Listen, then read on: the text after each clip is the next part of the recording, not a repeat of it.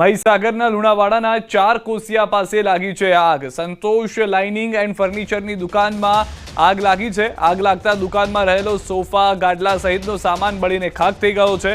Lunawada police અને fire team દ્વારા તાત્કાલિક આગને કાબૂમાં લેવાના પ્રયાસ ચાલુ કરી દેવામાં આવ્યા છે। આકાશમાં દૂર દૂર સુધી આગના ગોટે ગોટા જોવા મળી રહ્યા છે। હાલમાં મેજર કોલ હોય તેવી રીતની પરિસ્થિતિ જે છે તે જોવા મળી રહી છે। દ્રશ્યોથી સ્પષ્ટ થઈ રહ્યું છે કે સોફા અને ગાડલાના આ શોરૂમની અંદર આગ લાગવાને કારણે કેટલી પરિસ્થિતિ ભયાનક છે। વધુ માહિતી ન્યૂઝ 18 સમર્થક મિતેશ પાસેથી મેળવીશું। જી મિતેશ, શું જાણકારી છે વધુ હાલમાં સમગ્ર ઘટનાને લઈને?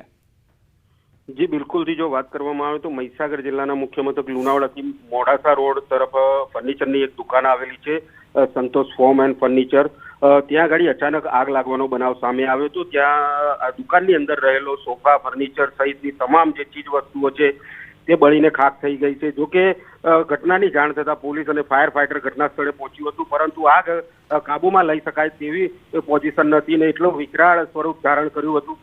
ફાયર ફાઈટરની કલાકોની મહેનત બાદ પણ આગ કાબૂમાં ના આવતા આખરે જે માલ સામાન છે તે બળીને ખાખ થઈ ચૂક્યો છે। જી, જે રીતે પરિસ્થિતિ મિતેશ જોઈ રહ્યા છો, આ દ્રશ્યોથી સ્પષ્ટ લાગી રહ્યું છે કે આગ ભયંકર હતી। કયા કારણો છે અને કેટલી ફાયરની ગાડીઓની જરૂર પડી હતી?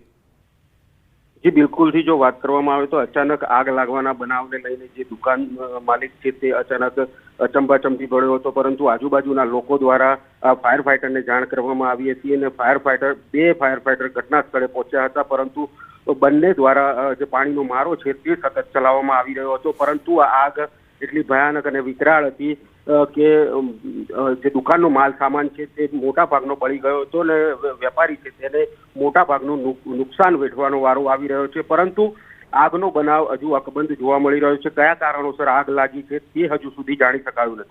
આભાર સમગ્ર માહિતી બદલ। તો આગ કયા કારણોસર લાગી તે જાણી શકાયું નથી, પરંતુ આખી દુકાન જે છે તે બળીને ખાખ થઈ ગઈ છે। દ્રશ્યોથી સ્પષ્ટ જોવા મળી રહ્યું છે। ફાયર બ્રિગેડ તરફથી પાણીનો મારો ચલાવી આગ વધુ ન પ્રસરે તેનું ધ્યાન રાખવામાં આવ્યું હતું।